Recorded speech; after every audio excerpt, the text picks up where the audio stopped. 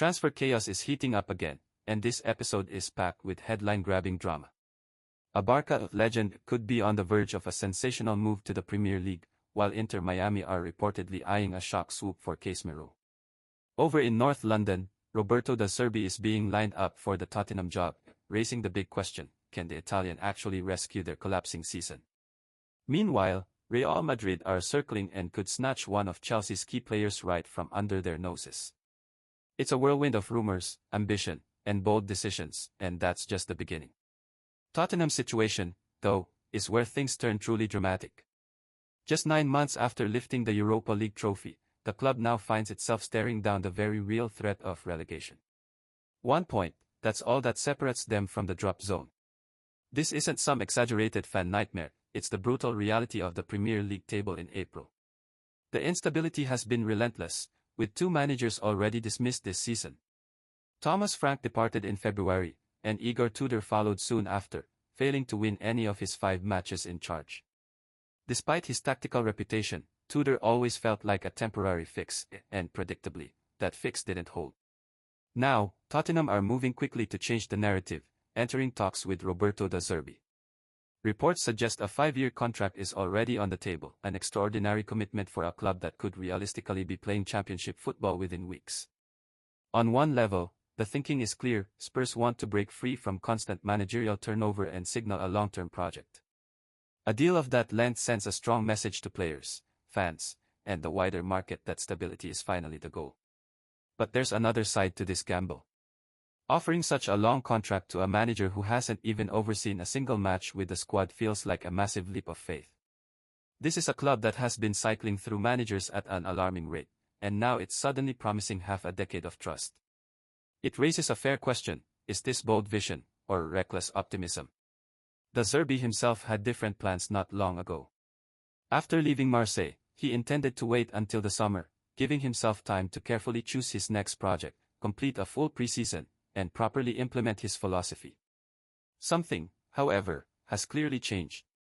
Whether it's the scale of the offer, the allure of the challenge, or the financial package, rumored to make him one of the highest-paid managers in the league, he now appears ready to jump in immediately.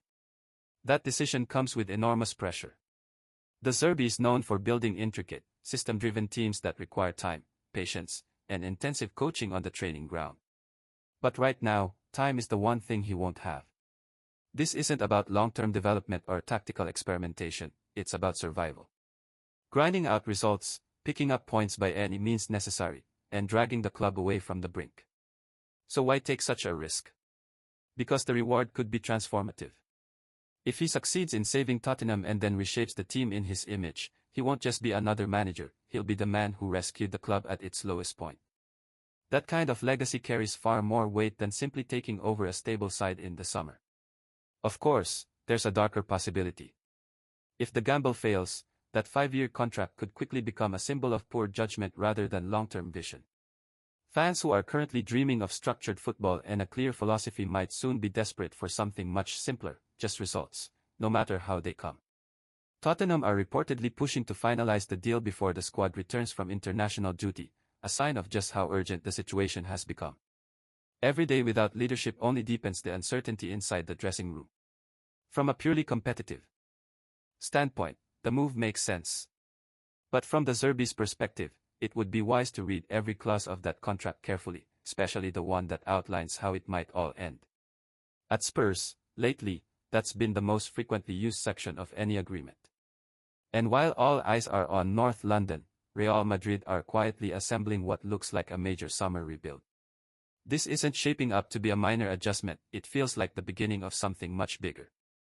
According to Mundo Deportivo, a new name has surfaced on Real Madrid's scouting radar, one that could completely reshape the structure of their midfield: Enzo Fernandez. At the moment, Madrid's engine room feels balanced on uncertain ground. Eduardo Camavinga and Aurelien Tchouaméni are still judged more on their long-term promise than consistent present-day dominance. Arda Güler remains a developing project rather than a fully integrated solution. Federico Valverde brings energy and reliability, but even he cannot single-handedly replicate the collective intelligence once orchestrated by Toni Kroos and Luka Modric. What Madrid truly lack is a central figure, a conductor capable of linking every phase of play, someone who can quietly control the tempo without the system collapsing under pressure. Rodri continues to be the club's primary target, and that much is no secret. But Real Madrid have always operated with contingency plans, and when a move for a top priority becomes complicated, especially when it involves Manchester City and a player deeply rooted in their system, they look for equally elite alternatives. Enzo Fernandez fits that profile almost perfectly. A World Cup winner who has already endured the intense scrutiny at Chelsea, he has proven his ability to dictate matches, shoulder responsibility, and perform under relentless pressure. In a club where expectations never fade, those qualities carry enormous weight. The real question, however, isn't about Enzo's ability, it's about timing and circumstance. Chelsea did not bring him in as a short-term solution, he was meant to anchor a new era. Yet recent whispers suggest the Argentine wouldn't be entirely opposed to a change of environment. For Real Madrid, that kind of signal is often all they need. They are known for their patience, but the moment an opportunity appears, they act decisively and without hesitation. Still, the move isn't without its complications. Enzo is widely described as a natural leader, someone with presence, intensity, and the courage to take control in difficult moments. Historically, Real Madrid have elevated exactly that type of personality into icons. But strong personalities can also clash. In a dressing room that already includes figures like Vinicius Jr., Kylian Mbappe, and Jude Bellingham, adding another dominant character introduces not just tactical considerations, but emotional dynamics as well. At that point, it becomes less about formation and more about chemistry. Spanish media have even drawn comparisons between Enzo and Valverde, suggesting that combining their relentless energy, technical quality, and leadership could overwhelm opponents. On paper, it sounds like an ideal pairing. In reality, though, assembling too many high-intensity profiles in one system requires careful balance to avoid internal friction. Then there's the financial dimension. A deal worth around €100 million is more than just a transfer, it's a declaration of intent. At that level, there's no room for gradual development or patience. The expectation shifts immediately to results. And from Chelsea's perspective, losing a player of Enzo's stature would send a powerful message of its own. It would suggest that their rebuild is still searching for a clear identity, that even their central figure is not fully convinced by the project. Retaining him this summer could be just as significant as any new signing. Real Madrid, on the other hand, have long followed a simple rule: they don't just sign the best players when they're available, they move when those players begin to consider leaving. Meanwhile, at Barcelona, Robert Lewandowski's future has become one of the club's most delicate situations.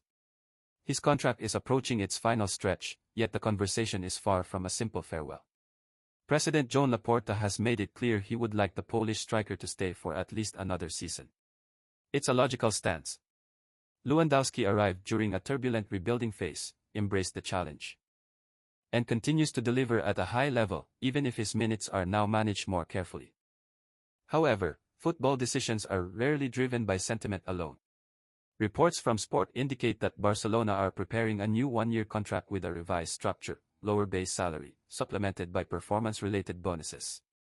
The idea is straightforward: reduce guaranteed costs while rewarding tangible contributions like goals and appearances.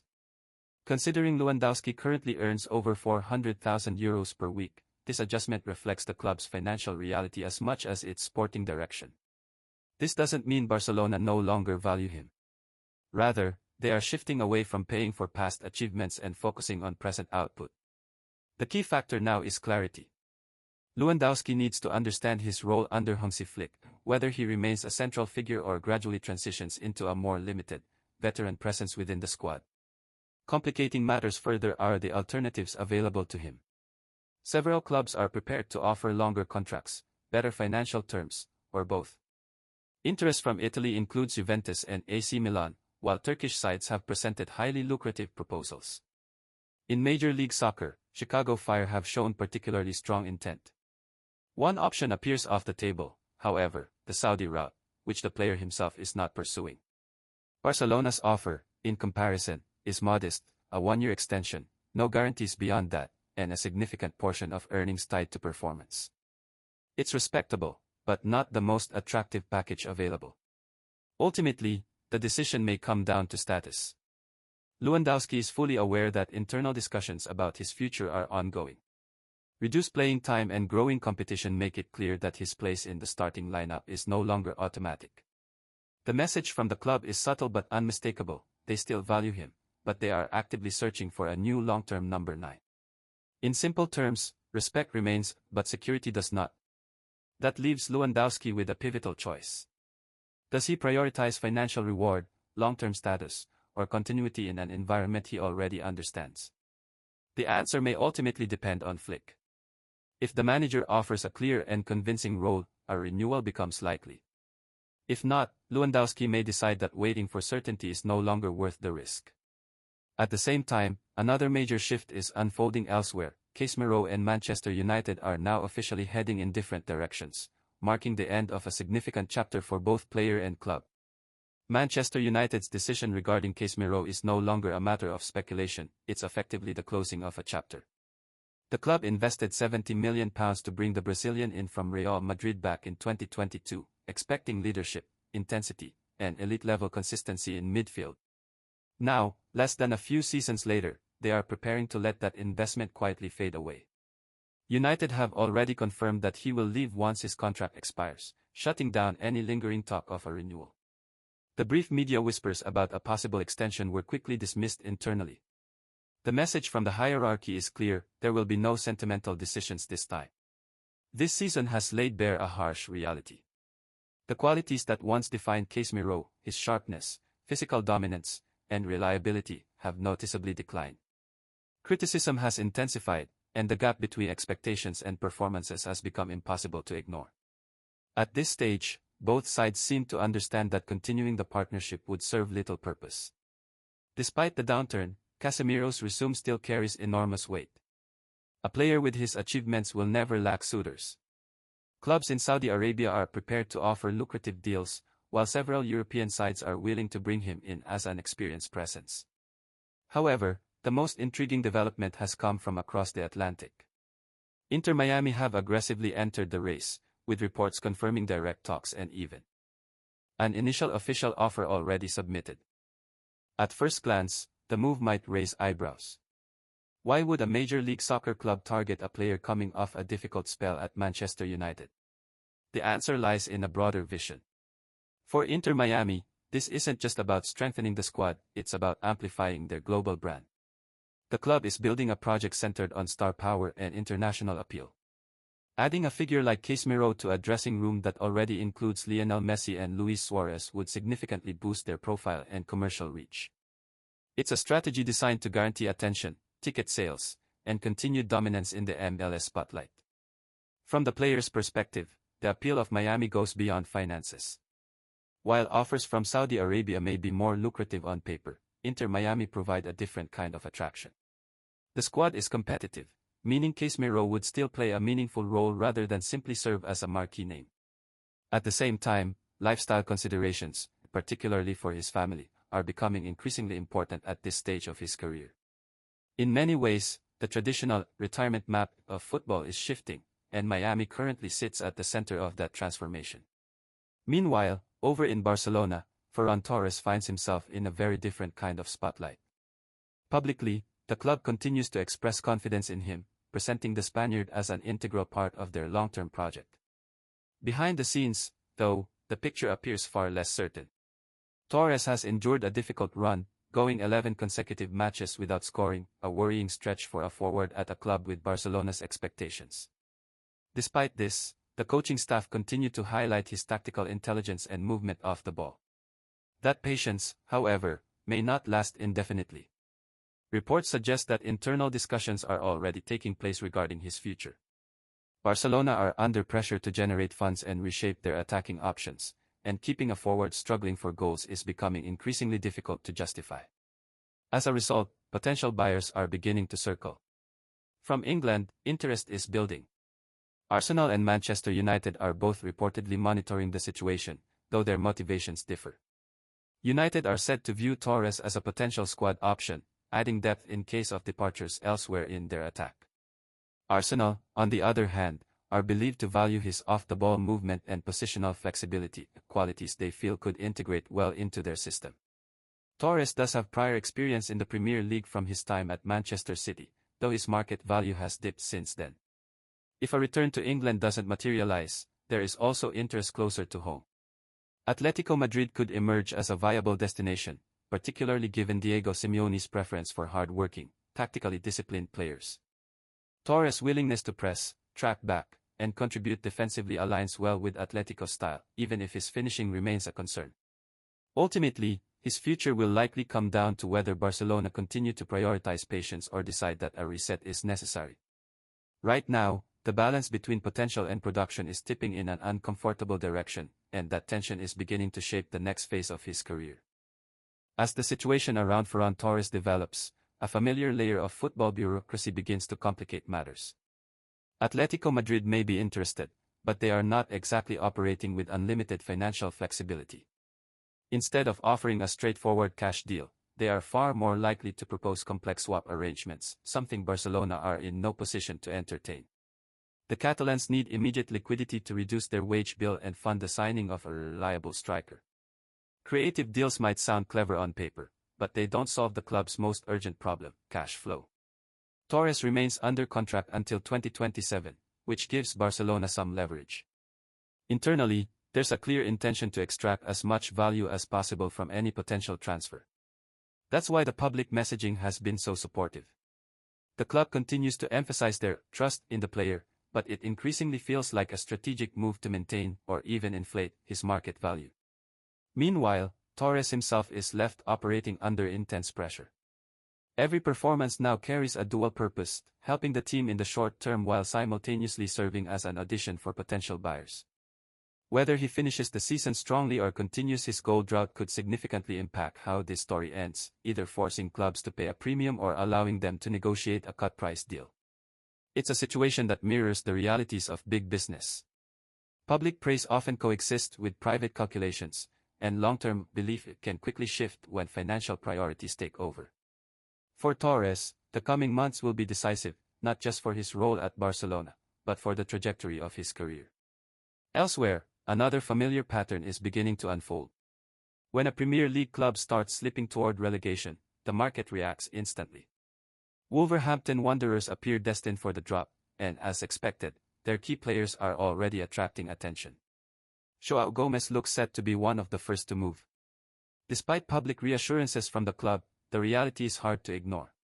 Relegation almost always triggers a fire sale, and Gomes' valuation has already dropped significantly, from around €60 million to a far more accessible €45 million. For the player, the motivation is obvious. Ambitious footballers rarely want to spend a season in the championship, especially when top-tier opportunities are within reach.